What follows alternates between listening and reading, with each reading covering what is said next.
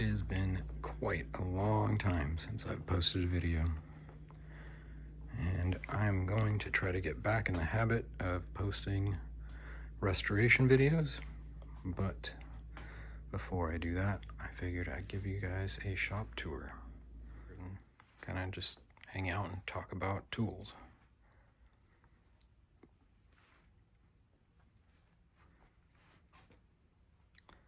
Here's a little overview.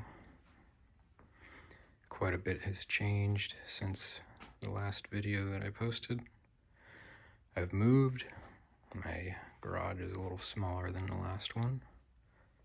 Everything's kind of been moved around. This area, a lot of people will recognize, is pretty similar. Set it up about the same as my last garage. So I guess I'm just gonna kind of go through and talk about some different tools, workbenches, machines, and give a little bit of the history of things that I know. And I guess we'll start with the toolbox that I've had the longest, which is this Craftsman. I bought it after I got out of the Air Force to start my career as a civilian aircraft mechanic. When I was in the Air Force, I was a jet engine mechanic, and I overhauled the engines out of the A-10. I don't remember exactly what years this could have been. I want to say late 50s, early 60s. You Craftsman guys can correct me if I'm mistaken. But this one was owned by a Douglas aircraft machinist. Let me think for a second. His name was Weimer. It's right here, actually. He started Weimer Tool Company, I am assuming after he left Douglas. This 1950 Gertzner is also a Douglas aircraft machinist toolbox. His name badge is right there. I want to say his last name was Penner, if I remember correctly. There's 1950 30th anniversary Douglas aircraft badge. I was fortunate enough to buy this with all of the tools in it. I've added a few, mostly littering and overflowing out of the top. I think I got this surface plate from the same place, and it's primarily used as a shelf. I have actually used it as a surface plate a few times though. And these are all parts for a motorcycle that I'm working on. I'm trying to bring back to life a 1973 Yamaha RT360. Have hardware storage, Dorman, Kennedy, and some other probably no-name little ones. Some other just knickknacks. Punch set, a power arm, I think it's a 311. They're kind of uncommon. A Rock Island 574. Really like that vise. This little shelf of tiny machine screws and a variety of other things came out of the same place as that table saw, which we'll talk about in a little bit, and a few other things that I've still got. The guy that owned it, he owned a company that made sound dampening material or sound dampening technology for jet engines. I'm not exactly sure what. I'm thinking it was for like the test cell where they're testing jet engines. I think that's the stuff that he made. This is a Charles Parker inch.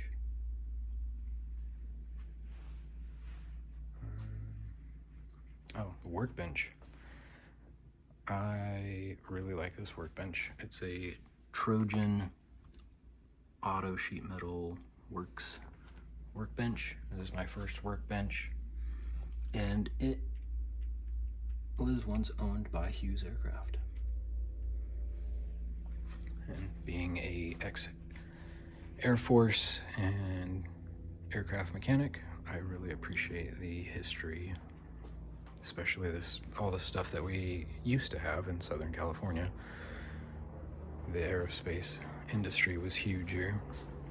I had once had a Delta DP700 that came out of Hughes Aircraft, not Hughes, but Douglas Aircraft. It was in need of a lot of work that I didn't have time for, and it was too big. And when I came across this DP225, I sold the other one. Eventually, when I have room for another DP700, I'm going to get one and restore it. But this one functions flawlessly. It's got the larger pulley in the front so you can get it down to lower speeds. I really like it. I wish it had the push button switch, but it did come with the retirement light, which is awesome. Switch is a little finicky. There we go. Some drill bit collections. I need to get another set to fill up the standard tool index. A variety of little vices, cross slide, and this is a early 1940s South Bend. I think it says South Bend somewhere. Oh, right there. 9-inch South Bend, and it was World War II equipment.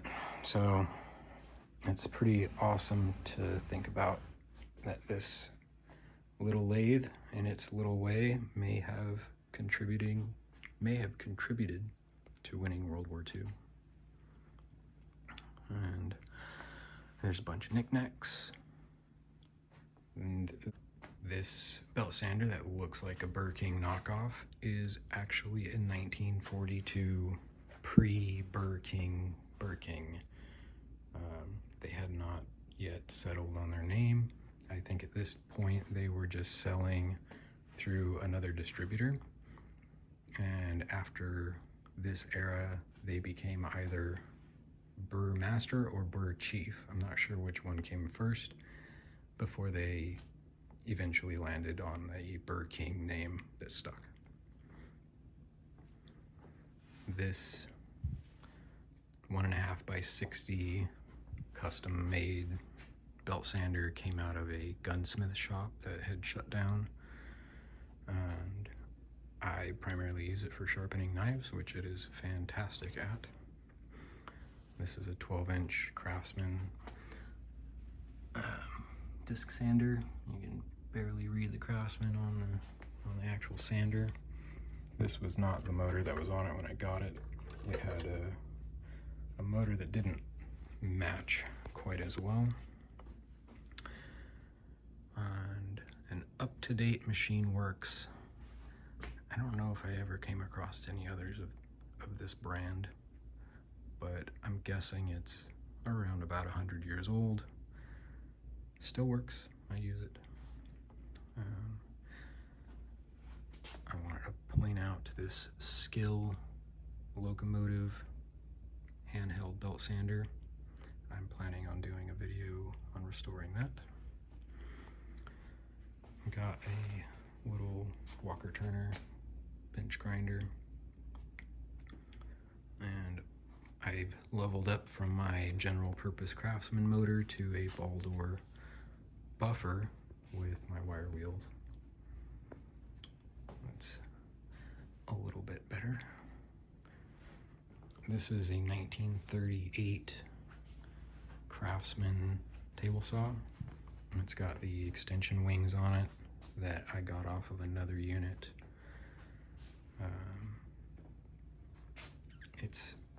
probably one of the best condition unrestored ones that I've ever seen. And how pristine that badge is remarkable, other than the little bend that it has in the bottom. And the decal for the bearings is still in really good shape. You can see the patent is there. This is a Delta wood lathe that I bought with a different stand, and I think I am going to go back to the original Delta stand that came with it. This needs new bearings. The motor needs new bearings as well. I switched stands because I'd wanted one of these lathes for a long time. Some of you guys that seen my older videos seen my 1939 Dunlop / Craftsman is the era of this table saw lathe.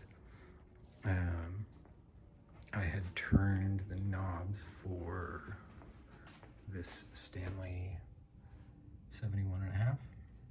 If any of you'd seen that video. I've since sold that one and got this one, but I haven't gotten around to getting it up and running. I got this horizontal hacksaw a long time ago and I have yet to use it. Here's an old Marquette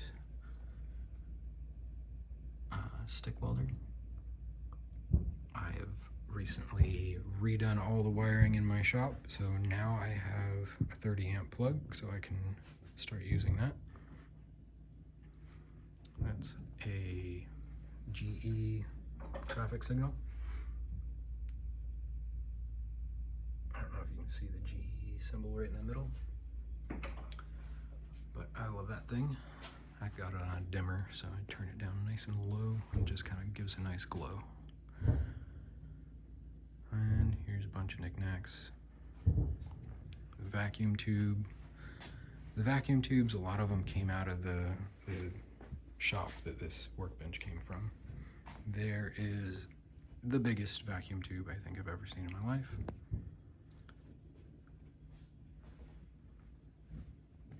Little collection of miniature anvils. Believe it or not, that's a battery. And copyright 1924. Coolest battery I've ever seen, oldest battery I've ever seen. This is the number 5 Stanley plane that I had done a restoration video on. And the oil can that I had done a restoration on is right here. It is no longer bright and shiny. The patina has begun to return. I found a couple more Eagle 66 cans. This workbench came out of an electronics repair shop that had been in business for, I want to say, since 1921. And I got it, I think, 2 years ago. So it had been in business for 100 years. I'm not sure how old this workbench was. When I got it, all the drawer faces were that color right there. It's pretty hard to tell, and I didn't know it at the time, but that underneath all the gunk is actually pink.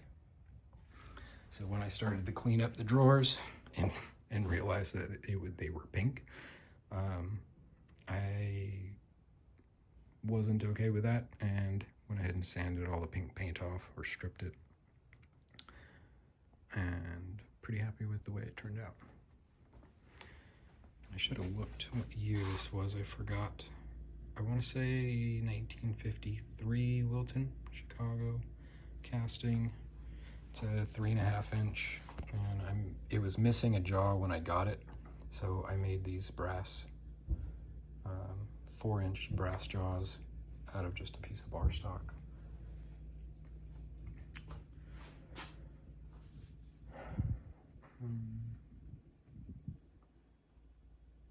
What else did my lantern that I'd done a video on is right here. It's also not nearly as shiny as it once was.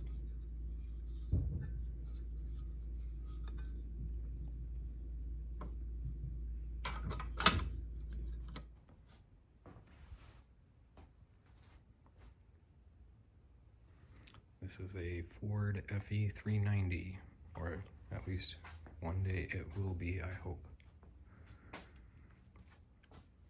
I got this pressed steel workbench, and it had previously had a similar sized lathe on it, so it worked out pretty well that I got it. And then later on, got a matching toolbox to go with it. I bought new decals to put on there because that is just a little too far gone for my liking. This one's pretty decent, but since they're kind of a pair now, I'm going to replace both of those decals. And got a Bendix Westinghouse parts cabinet, parts drawers. Have a 150-pound mouse hole forge anvil, and I think it was from around the 1860s, if I remember correctly. Got a little collection of Boy Scout hatchets. This one I think stamped on the other side, and it has the original handle still. Official Scout axe. A few different eras, a couple of different stamps. This one still needs to get cleaned up.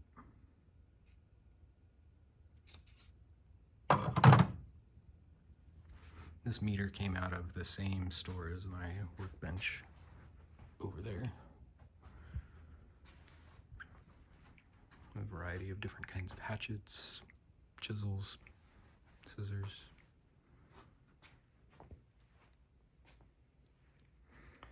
These toolboxes, got a 1965 Snap-on top box, a Kennedy model 285, I think, and I haven't been able to find out what year these were made, but the ones with this style handle are pretty scarce.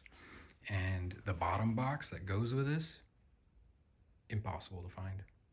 I think all I've ever seen is the catalog picture of a bottom box for one of these. I don't even think I've ever seen a picture of the bottom box with this handle set up. I would like to find one. Bottom is Metal Box and Cabinet Company, 1954. Any of you Snap-on guys out there probably recognize it because Snap-on would brand these as Snap-on boxes, even though they're made by NBC. It's got the roll-down door.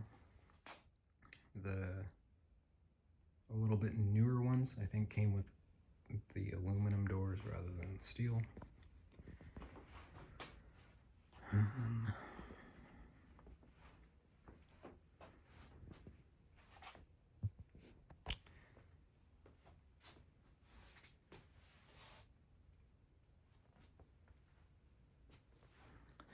If you guys see anything that you want to hear more about, anything in particular that you'd like to see a restoration video on or a history video on, let me know. And don't forget to like and subscribe. Thanks.